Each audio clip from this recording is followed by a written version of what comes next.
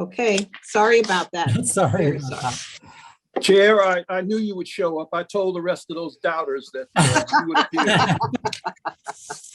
So now that we have everybody, good afternoon and welcome to the New York City Planning Commission for Monday, November 15th, 2021.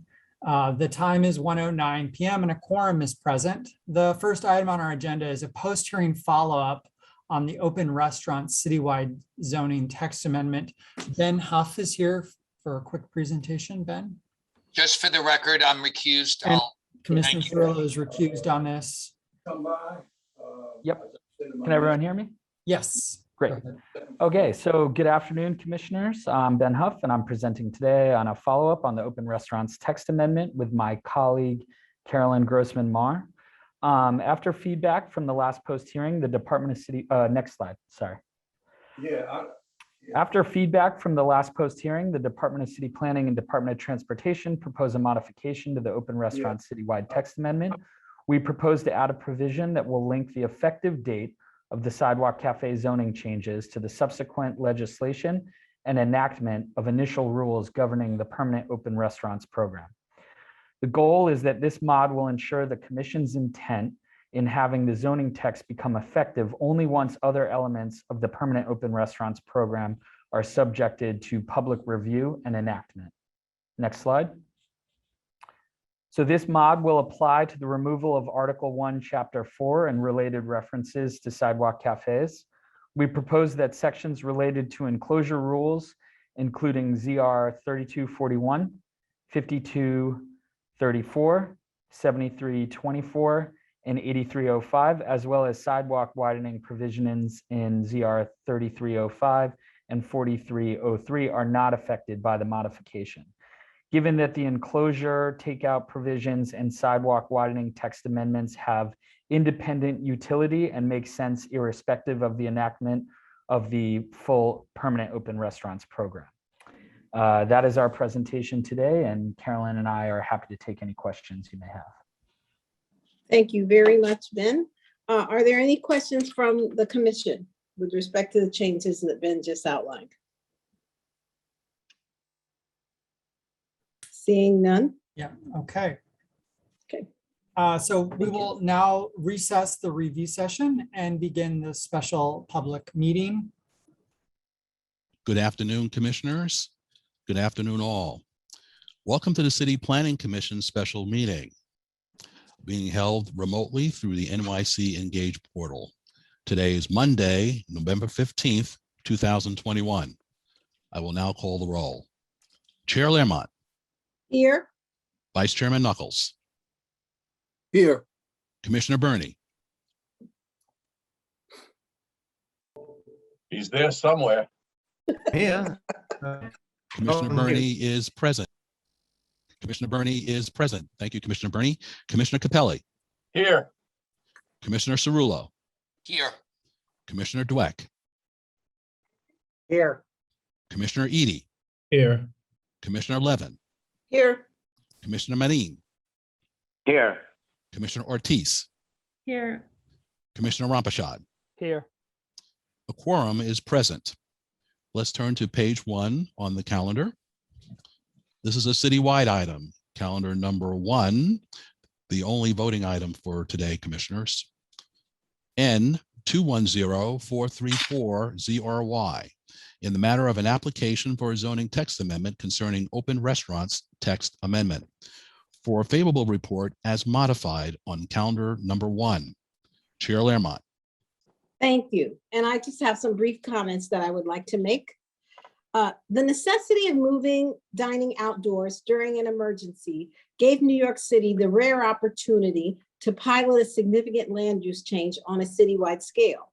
And in doing this, to recognize the incredible vibrancy outdoor dining can bring, not just to Manhattan, but to all 5 boroughs if we enable it. By voting yes on this text amendment to remove zoning that prohibits sidewalk cafes in many areas of our city, we take the first step in embracing a permanent open restaurants program that will support our small businesses and enliven our public realm for years to come. Now, I want to note that in response to public input, we've updated the proposed text amendment that we are voting on today so that it does not take effect until DOT's coming permanent open restaurants program is finalized and ready to go. That program will be guided by coming legislation and a rigorous public engagement process that will establish clear design guidelines and rules. We at City Planning look forward to continuing to work with our DOT colleagues and the public to develop a program that balances the uses of our streets and sidewalks for all users and makes New York City streets the best in the world. I want to sincerely thank our partners at DOT, including Commissioner Hank Gutman and Deputy Chief of Staff Julie Shipper, and the team at DCP, led by Eric Gregory, Ben Huff, and Carolyn Grossman Mayer, who have worked to shape this text amendment and will continue to make sure the citywide program works across our neighborhoods and for all our small businesses and residents. With that, I vote yes. Vice Chairman Knuckles. Thank you. I certainly recognize the role that open restaurants has played, certainly over the last 20 months in the economic well-being of our city. I nonetheless did have some trepidation about these amendments, but with the following expectations, number one being the locational criteria that heretofore around sidewalk restaurants that have been obviously enforced by DCP will continue to be rigorously enforced by the Department of Transportation. Number two, the advisory role of community boards will be considered and respected, since that is the tribunal that neighborhoods would look to with concerns about the operation of restaurants, sidewalk restaurants, as well as roadside. And number three, with regard to the quality of life enforcement, I think there have been some very serious issues raised by communities about that. And with the expectation that those three areas will be rigorously enforced and adhered to, I vote yes. Commissioner Burney. Thank you. Yes, I concur with the Vice Chair's comments, and I also vote yes. Commissioner Capelli. Adopting the views of the chair and the vice chair, and happy that something good has come out of this from COVID for our city. I vote yes. Commissioner Cerullo. Recused. Commissioner Cerullo is recused. Commissioner Dweck. I concur with the comments of both the chair and vice chair, and I vote yes. Commissioner Edie. First, like to thank the public for its input and comments. The concerns were heard, and I also wish to thank the department and DOT for putting those comments and those concerns front and center. A lot of work still needs to be done to make sure that this is a success for the communities, the restaurants, and the city. And I trust with the continued dialogue, this will happen. I'm pleased to vote yes. Commissioner Levin. What a difference a modification makes. I'm just really delighted that we are modifying this so that the action we're taking today won't become effective until there is a robust program stood up at DOT, and that we've been through the legislation and the public hearings and that will be involved in that legislation and subsequent rulemaking. I think the vice chair has very correctly pointed to the issues that will require particular attention in the new rulemaking, and I'm confident that that will get put into place. And so I am happy to vote yes at this point. Commissioner Marin. So I too am very happy to see that the change for the sunset provision has been included. It was a concern, our concern, it was a concern of the public. I thank everyone that came as well. And I do happen to agree with all the comments made by my colleagues prior in reference to something good coming out of this for COVID. So my vote is absolutely yes. Commissioner Ortiz. I have to say, I also really appreciate the provision.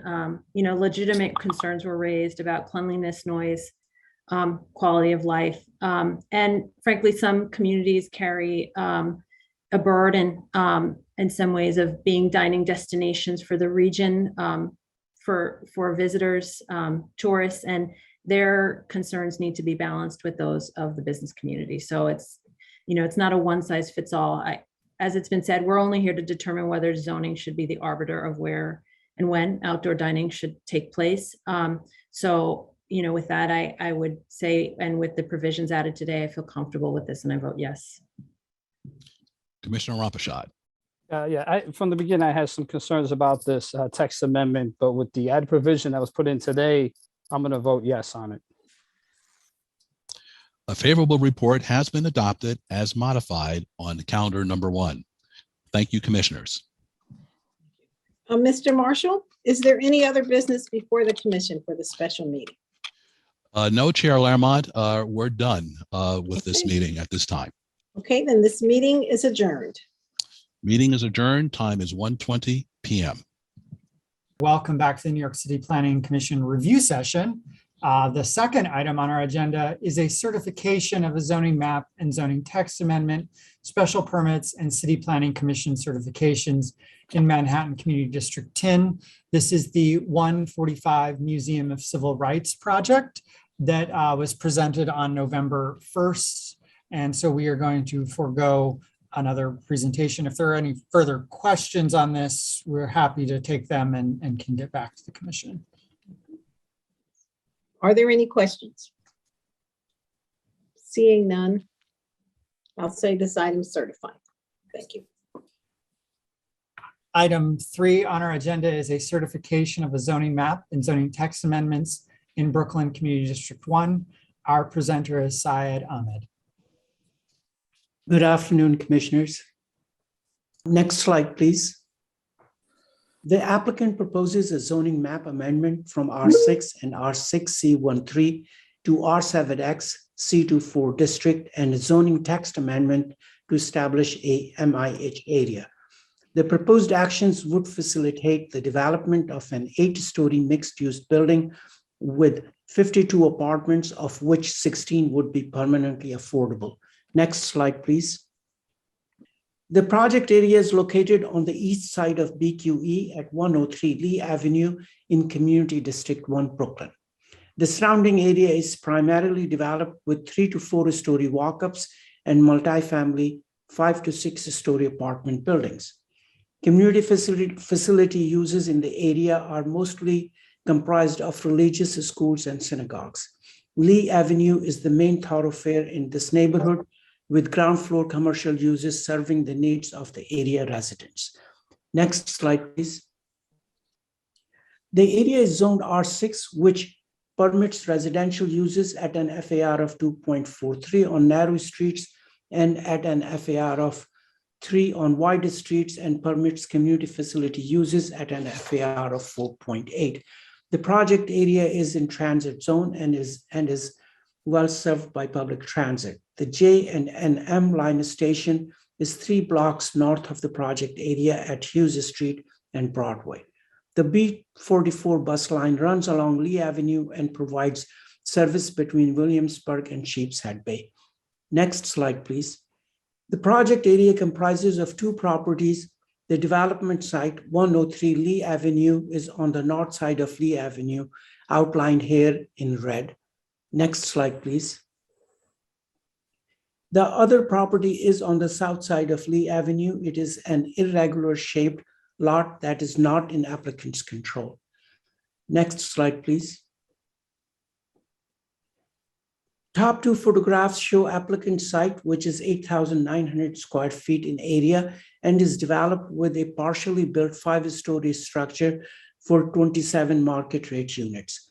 The applicant filed for an as-of-right development with DOB in 2016 and laid foundations in 2018 prior to the filing of this application in 2019.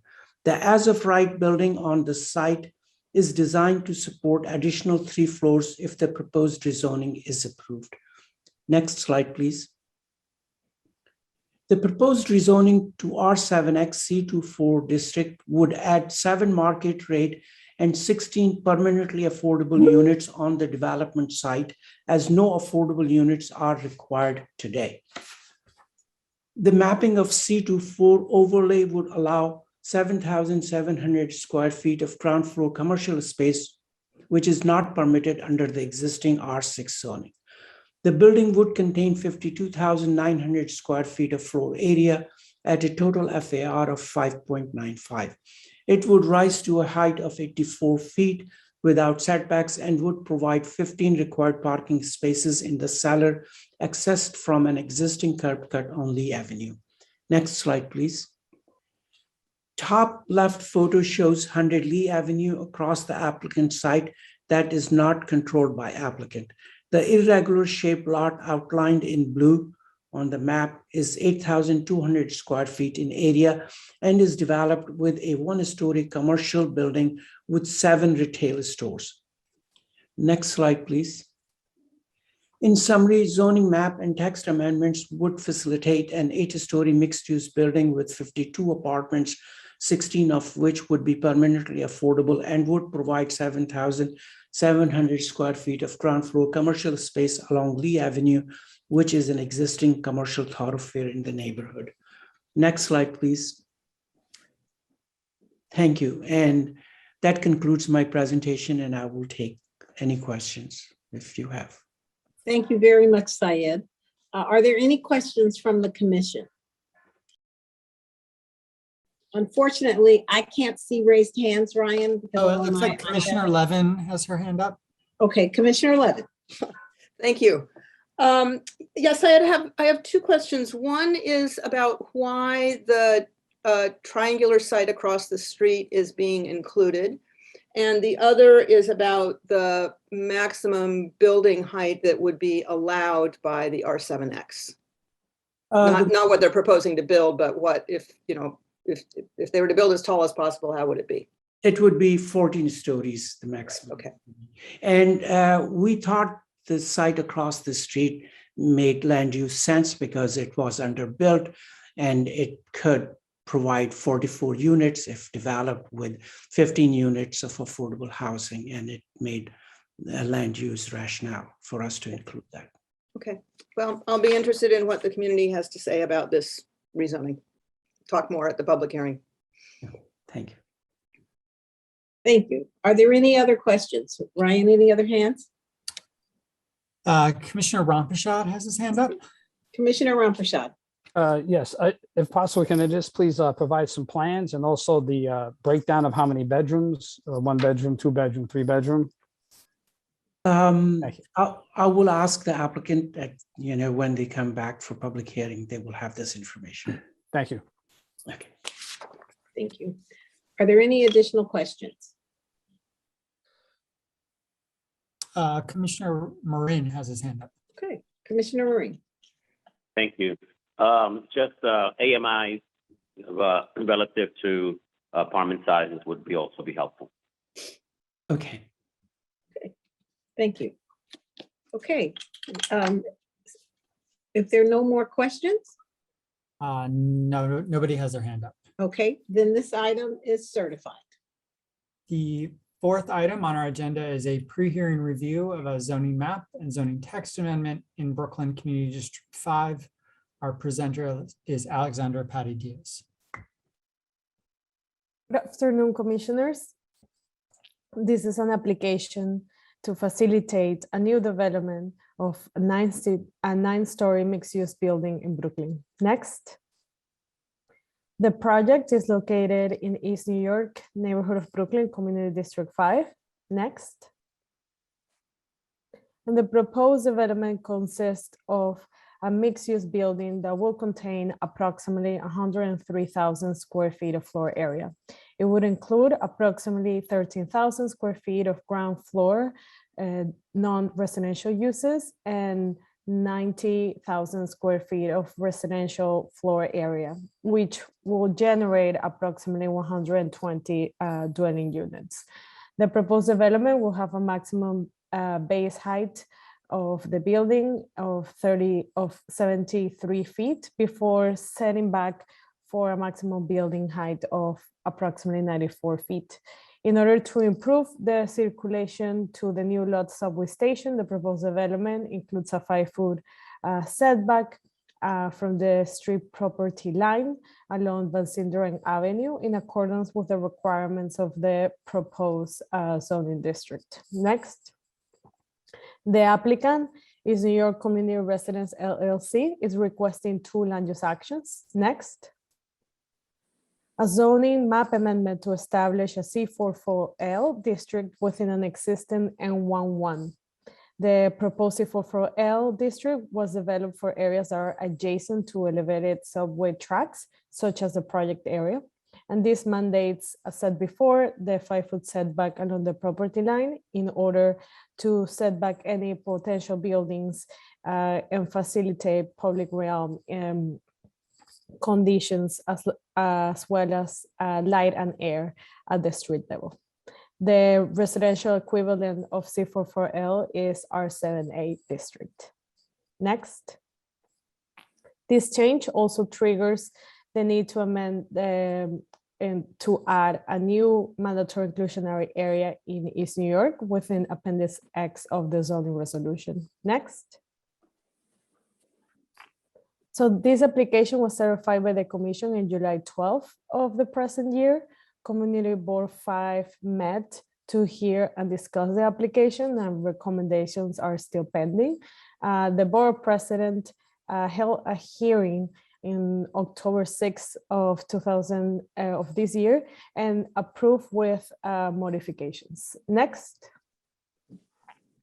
For City Council to obtain written commitments from the applicant on to guarantee that the project will be 100% affordable and consistent with HPD's ELA program, that aside from the MH units, the rest of the units to be permanently affordable to achieve also affordable housing mix. Also conduct a comprehensive outreach to target different households, including seniors and including formerly homeless, to utilize local affordable housing developments, non-profits as administrative agents, to set aside also the ground floor space for our culture's entities, non-profit organizations, or business at risk of displacement, and to incorporate resiliency and sustainability measures and rain gardens in coordination with the relevant agencies. Further recommendations include some recommendations regarding the MIH program, as well as asking the MTA and DOT along with local officials to improve the public realm along the subway station. Also asking the MTA to sustain free transfers along Livonia Avenue 14th Street and Canarsie from the L train. And lastly, for NYCT to investigate the feasibility of extending the 3-line in the community district. Next. This application scheduled for City Planning Commission public hearing next Wednesday. That concludes my presentation. I'm happy to answer any questions. Thank you very much, Alexandria. Does the commission have any questions for Alexandria? Ryan, if you can let me know. Commissioner Levin has her hand up. Okay, Commissioner Levin. Yes, I would just ask Alexandra, are you able to give us any clues to what the community board may be thinking about this one?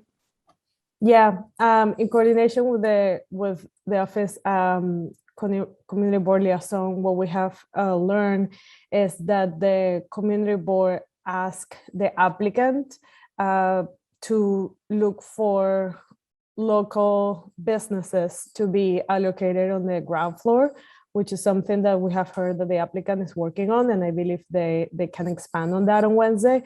And they also were asking for deeper affordability, and many of the board president's recommendations are referencing a lot of the community board's opinions on the project. Okay, so they've not reflected any concern about the land use actions per se, about the scale of these buildings or No. how they fit into the neighborhood? No, the concerns have been the affordability of the building, advocating for it to be 100% affordable, and also allocating local businesses on the ground floor. Okay, that's helpful to know. Thank you. Yeah. Thank you. Are there additional questions? I don't see any hands. All right, so then this will go to public hearing on Wednesday, the 17th. Thank you. Thank you. The fifth item on our agenda is a pre-hearing review of an acquisition and site selection in Bronx Community District 8. Our presenter is Geethanjali Minarajesh. Good afternoon, Commissioners. This is an application returning for pre-hearing. The project is NYPD Bronx Special Victim Services. Next slide, please. The applicant, New York City Police Department, NYPD, in conjunction with New York City Department of Citywide Administrative Services, DCAS, seeks a site selection and acquisition action to acquire facility space located at 188 West 230th Street in the Kingsbridge neighborhood of Bronx Community District 8. The proposed facility will be for NYPD Bronx SVS, Special Victim Services, and includes office space and an adjoined outdoor accessory parking lot. The NYPD SVS Bronx Division investigates sex crimes that occur in the Bronx. Next slide, please. Here is a map illustrating the existing and proposed facility. The current Bronx SVS facility is at 1086 Simpson Street, highlighted in blue here, and it was occupied since 1997 and is in a former precinct building containing NYPD units. This current facility fails to meet the goal of creating a victim suspect center space. The proposed facility is highlighted in red here, is more accessible by public transportation and intends to meet the operational requirements of NYPD SVS. Next slide, please. The project site is highlighted in red here, located at 188 West 230th Street. The two-story plus cellar 91,000 square foot building is occupied by government offices, which are located on the first and second floors. The proposed facility will be on the first floor, and the site is also known as 2992 Exterior Street. The land uses in the immediate vicinity are commercial, residential, public facilities, institutions, and transportation uses. The project site is very well served by public transportation, including BX9 and BX1 bus routes, as well as one train subway stations. The nearest Metro North Hudson line at Spittendale and Marble Hill Station is located too. The major Deegan Expressway, I-87, is accessible at West 230th Street. Next slide, please. Here are some of the photographs showing the proposed facility space. The top 9 and 10 shows the public or victim's entrance along West 230th Street, and photos 12 and 13 in the bottom shows the suspect's entrance and the parking lot along the exterior street. Next slide, please. Here is a floor plan layout of the proposed development, comprised of approximately 20,000 square foot. The design of the space meets NYPD's goals for its SVS facilities, which include separation of spaces for victims, suspects, and staff to promote safety, security, and privacy for users of the facility. The current facility lacks this separation of spaces. Highlighted in yellow here is the victim space, pink is the suspect space, and blue is the administrative or investigation area. The victim space will provide dedicated entrance along West 230th Street, which is expected that victims will arrive the proposed facility via public transit, personal vehicle, or other means such as for-hire vehicles. The victims area will have a reception space, interview rooms, and viewing corridor. The suspects area will have video interrogation rooms, holding cell, and lineup room. The administrative space, as seen here, is the largest and contain locker rooms, showers, pantry, and lactation space, in addition to the offices and conference spaces. NYPD SVS space will operate in standard 8-hour shifts between 7 a.m. and 1 1 a.m. In any given day, it's expected to approximately have 20 victims, suspects, and support services come through the facility. Next slide, please. The parking lot is highlighted in violet here, proposed to provide 20 vehicles in the existing unenclosed surface accessory parking lot. And this will be exclusively dedicated for NYPD fleet, personnel, and authorized vehicles. Next slide, please. The applicant NYPD, in conjunction with DCAS, seeks a combination acquisition and site selection action for facilitating NYPD SVS office space. Next slide, please. On public review, Bronx Community District 8 held virtual public hearing on 13th of October and recommended approval of the project with 33 votes in favor, 1 against, and none in abstention. Borough President held virtual public hearing on 4th of November, and we have received a positive recommendation today. This concludes my presentation, and happy to take any questions. Thank you. Thank you. Thank you very much. Are there any questions from the commission? Ryan, if you could advise. We do have Commissioner Burney has his hand up. Commissioner Burney. Okay, thank you. I just had one question, and that's about the ratio of staffing at the facility to parking spaces, because it seems to me whenever we have a NYPD facility, we immediately get parking on the sidewalk, parking cars parked all over the place, and I'm wondering if there's adequate parking being provided here to prevent that. We can advise NYPD and DCAS to provide detailed information on that. I do not have the information of exact breakdown of those. Thank you. Yes, they can discuss that on Wednesday. Yeah. Commissioner Marin has his hand up. Okay, Commissioner Marin. Thank you. So I was going to have the same question. I actually know this precinct very well, not too far from where I live in the community Bronx District 2. And the concern for parking is really a legitimate one. They are, and respectfully, I know that they try to do their best, but they're all over the place in terms of parking. Sometimes you can't even get down Simpson Street.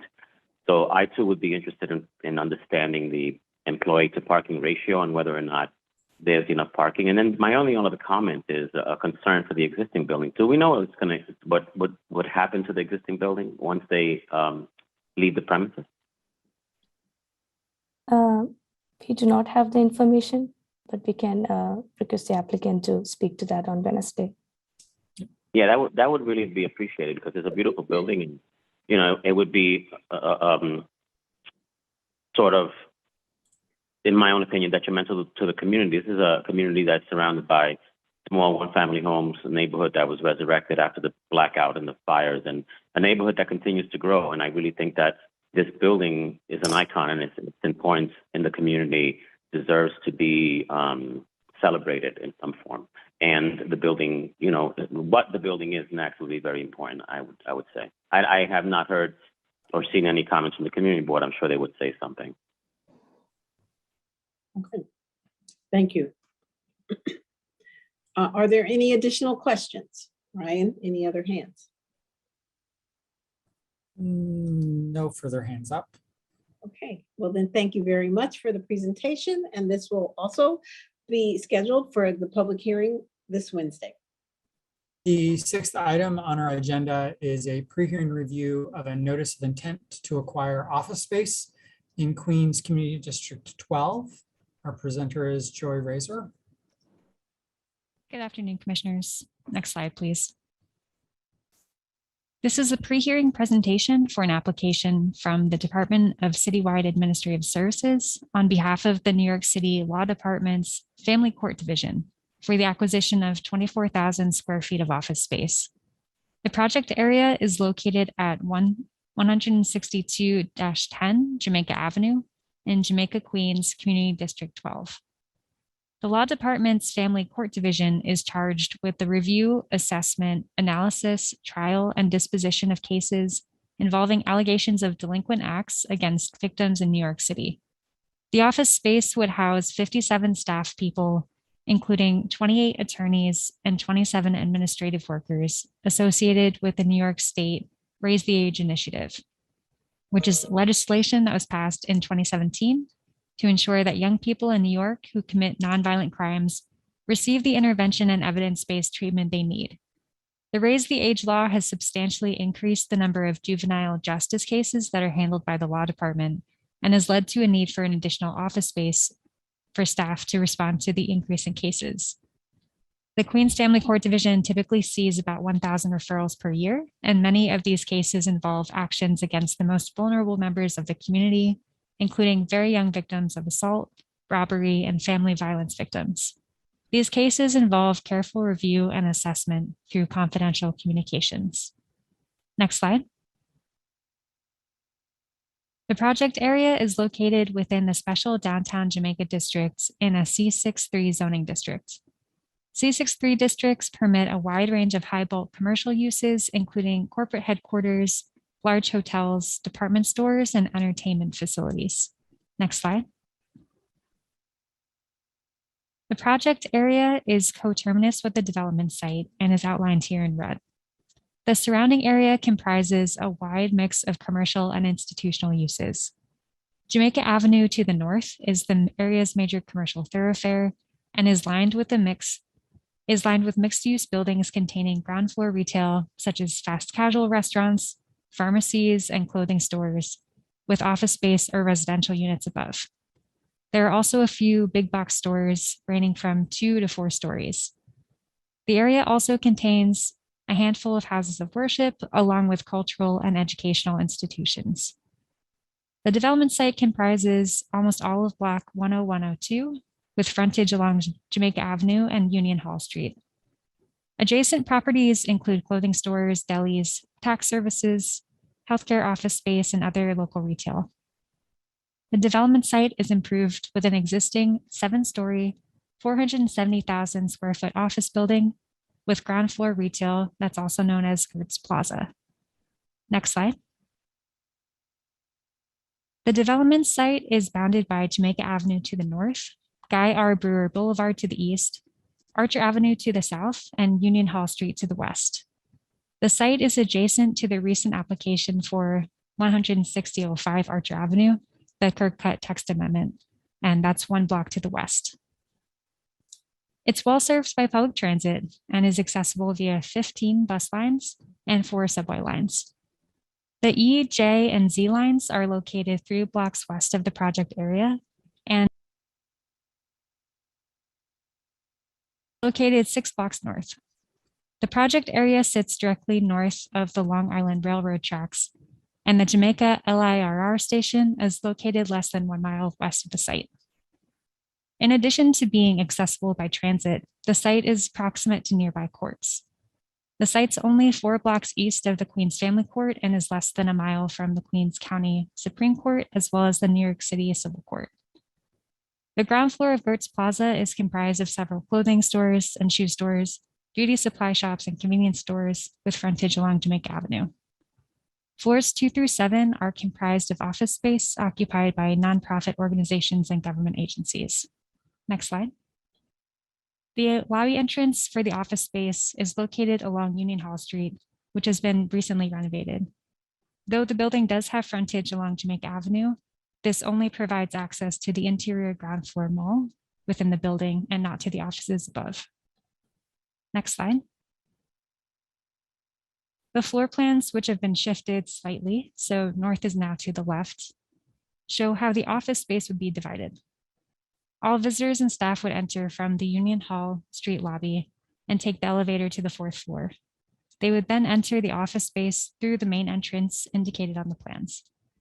The client area, shown in blue, would be kept separate from the staff area, which would be accessible using key cards.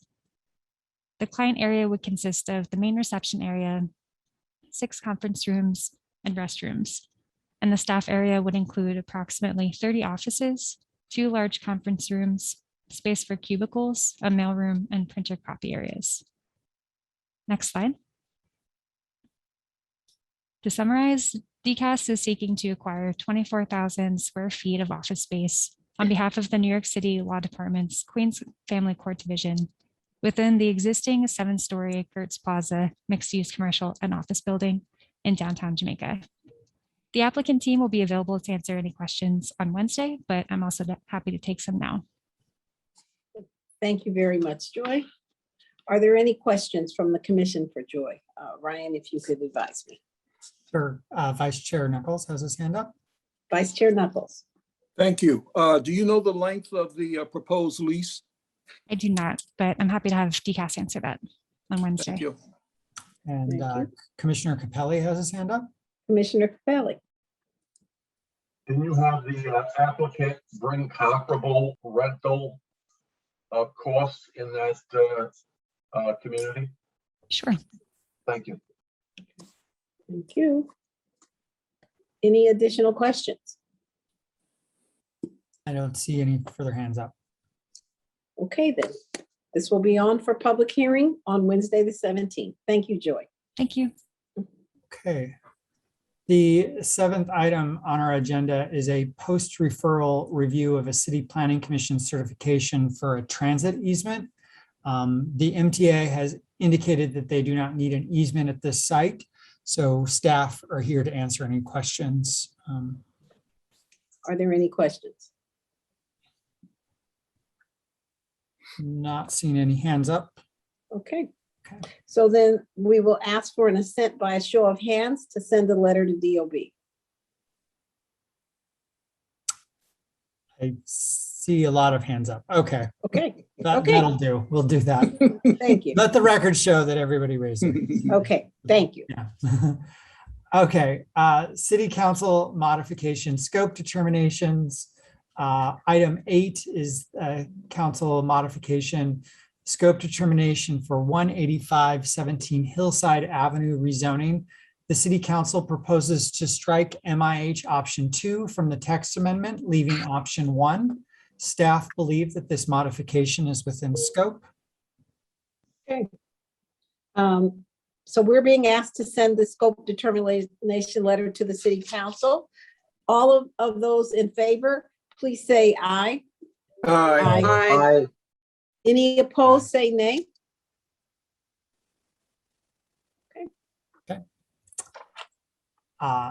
Item 9 is a city council modification scope determination for Cooper Park Commons.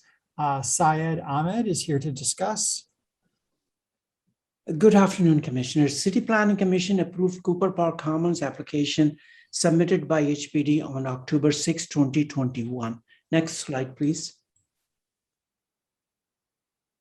The requested actions were zoning map amendment, a zoning text amendment, a large scale general development, special permit, UDAP approval, and disposition of property. The combined actions would facilitate the development of 553 units of affordable housing and the replacement of a 200-bed shelter on the former Greenpoint Hospital campus. Next slide, please. The City Council modified the site plan to convert 12 parking spaces out of 16 outlined in red into a publicly accessible lawn area. Next slide. Shown here in green on this slide is the new lawn area with 3 additional benches. The proposed modification by the City Council is within scope. I will answer any questions if there are any. Are there any questions for Syed? Ryan, if you could. Yeah, I don't see any raised hands. Okay. So then we're asked to send a scope determination Commissioner letter to Martin, did you raise your hand? Commissioner Yes, Marie. so the only question that I would have is understanding that they're removing parking. Was that parking for? And I'm sorry that if you expressed it and I missed it. Was that parking for the residential, or was that what parking is City Council taking away? No parking is required for affordable units. It is in transit zone. That parking was for visitors and for some office workers in community facilities. And the site is still retaining 9 parking spaces, 4 on right next to this area and 5 on the east side of the hospital building. And that is enough parking for the community facilities that are existing? Yes. Okay. Thank you. Thank you. Any other questions, Ryan? No, I don't see any. Okay. So we're asked to send a scope determination letter to the city council. All of those in favor, please say yay. Yay. Yay. Any opposed, please say nay. Item 10 is a city council modification scope determination for 1045 Atlantic Avenue. The city council proposes to strike MIH workforce option and leave MIH option 2. Staff believe this modification is within scope. So we're asked to send this scope determination letter to the city council. All of those in favor, please say yay. Yay. Yay. Yay. Any opposed, please say nay. Right. Item 11 is a city council modification scope determination for Glenmore Manor. The city council proposes to strike MIH option 2 and add the deep affordability option. Staff believe that this modification is within scope. So again, we're asked to send the scope determination letter to the city council. All of those in favor, please say yay. Yay. Yay. Yay. Any opposed, say no. Okay. All right. Item 12 is a city council modification scope determination for 824 Metropolitan Avenue.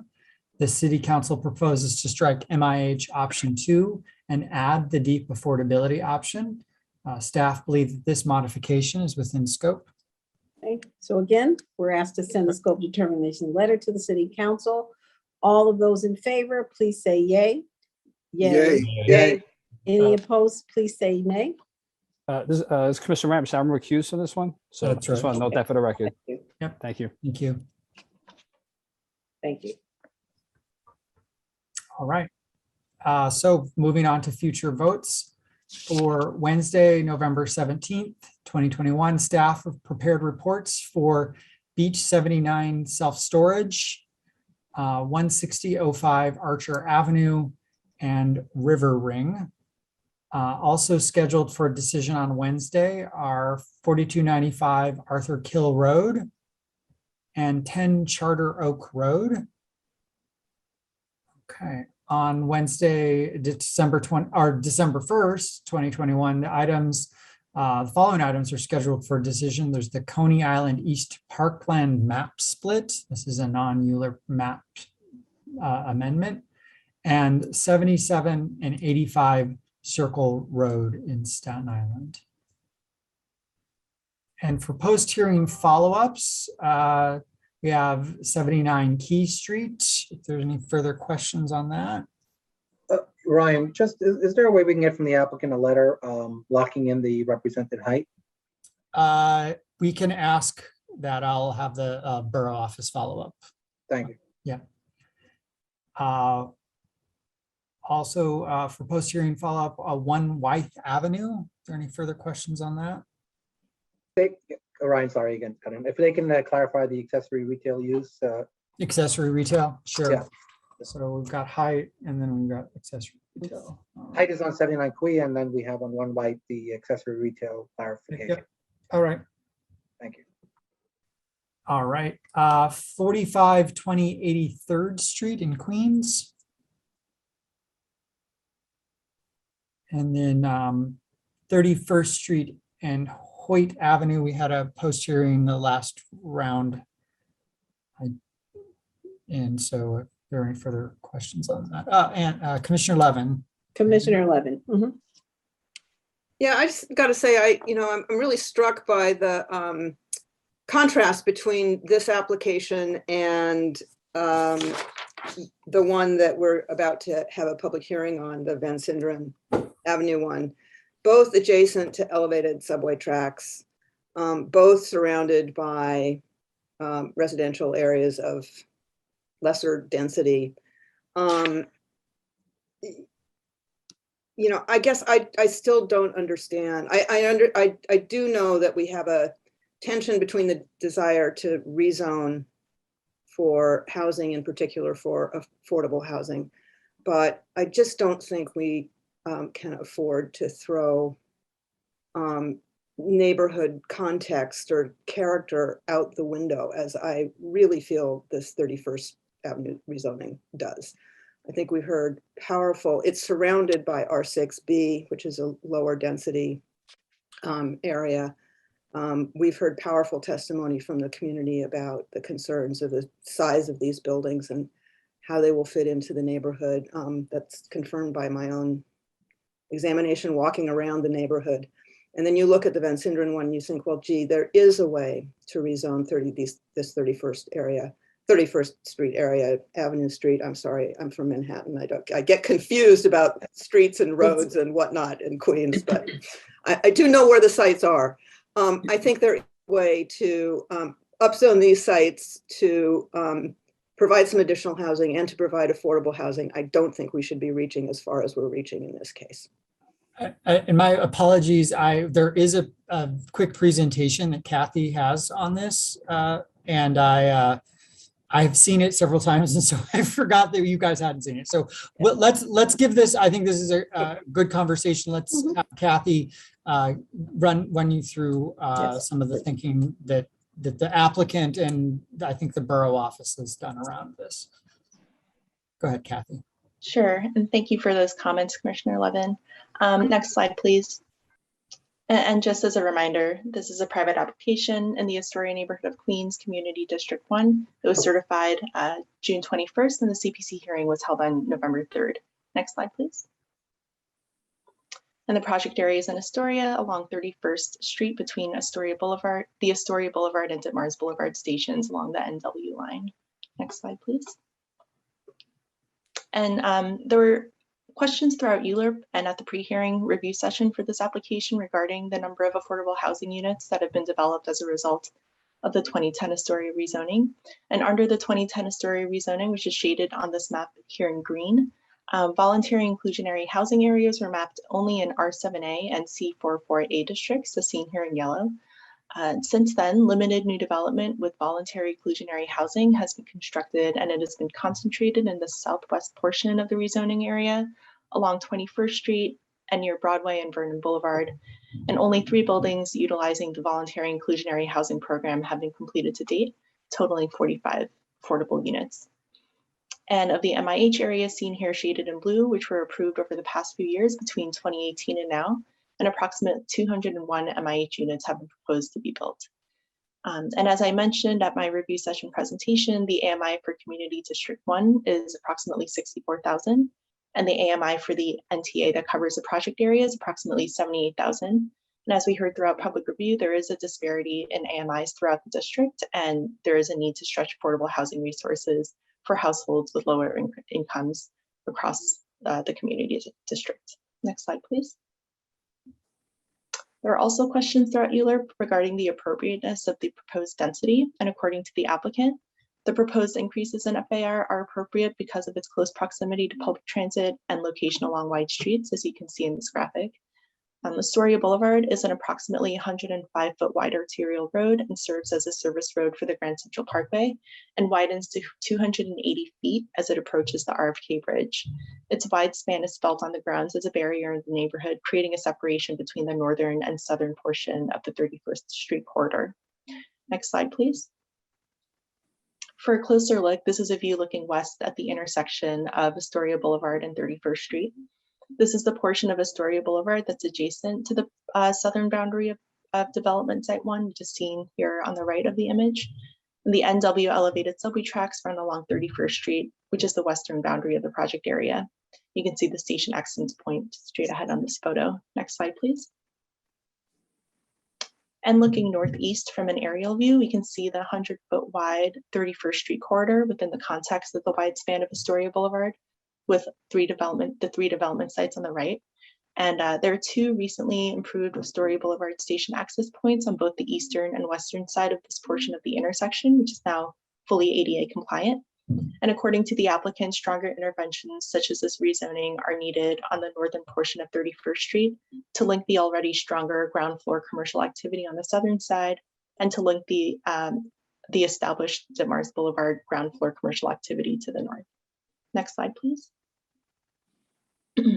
And following the public hearing, the Queensborough President recommended an approval of the application with considerations for the applicant to meet a goal of 30% for local hiring and use of MWB businesses, to convene a community advisory board to serve as a platform for communication between the developers and community members for transparency around construction-related activity and to explore the feasibility of further lowering the heights of the proposed buildings. Next slide, please. And the applicant has followed up with commitments to local and MWBE hiring, a commitment with 32BJ SEIU for prevailing wage building service worker jobs, a commitment with a partnership with Urban Upbound on job placement and workforce development initiatives. And the project also includes project components related to the environment, which would be memorialized in restricted declarations recorded against each property. And the applicant also commits to working in close consultation with the adjacent homeowners, the community board, and the borough president's office on construction activity to create as minimal disturbance as possible. And that concludes the presentation. Thank you very much, Kathy. Are there any additional questions from the commission for Kathy? Commissioner Burney has his hand up. Commissioner Burney. I was just saying, just in respect to the issue of density that Commissioner Levin was raising, do you have that slide that shows the proposed project in context? That 3D, I think there's a 3D aerial view just to remind us of. Yeah, it's in the appendix, Jeff, if you could pull up. Keep going. There we go. There we go. There we go. Yes, and this actually, if you could go up back one slide, Jeff. That's it. That's it. So I'll note that development site 2 shows a rendering of the initially proposed 14 stories, and the applicant has reduced it to 12 stories throughout your ULURP. I must say, I mean, I understand Commissioner Levin's point, but it seems to me with the scale of the infrastructure here, with the 100-foot wide street and the subway going through, it seems to me if you're going to have a higher density anywhere, this is probably a place that can best tolerate it. So, okay, that was just my comment. Thank you. Thank you, Commissioner Burney. And I would say that that is the perspective that I think we generally share here. Yes. Any other questions, Ryan? Commissioner Levin has her hand up. Commissioner Levin. Yeah, I'm back. Yeah, no, thank you for that. And I certainly agree that that these sites are appropriate for an upzoning. It's the question of how much. And I would observe that 31st Street, I get it now, it's a street, is a wide street, but it's got massive infrastructure down the middle of it. So when you're walking down the street, it feels like a narrow street. And I guess I would ask, did you look at a C44L? We just learned about the C4. We were reminded of the C44L in one of the first items on our agenda here, which Kathy, you may not have been around for, but that too is next to an elevated subway line and is proposed for a zoning that is an R7A equivalent. And I would think that an R7A equivalent would fit in very nicely in this neighborhood and still be enough of an upzoning to produce some affordable housing. Was that looked at as appropriate at this location? No, it hasn't been looked at yet. We thought this was a comfortable starting point to start off at the onset of ULURP, but it is important to respond to the feedback and contemplate given what we've heard. So thank you for that. Okay, well, I hope you look. Thank you. Thank you. Any additional questions, Ryan? No further hands are up. Okay, thank you. Thanks, Thank you, Kathy. And then last on our agenda, but certainly not least, 415 Madison Avenue. This one we did have a discussion of last time, but if there are any further questions, happy to. Ryan, I was recused from the previous item. That's I wasn't right. mentioned, so. Sure, thank you, Commissioner. See any hands? I don't see any further hands up. Okay. All right. Okay. So is there any other business before the commission today? No, this concludes our review session for Monday, November 15th. Okay. Time is 2:10 p.m. Okay, great. Thank you, guys. See you all Wednesday. Thank you.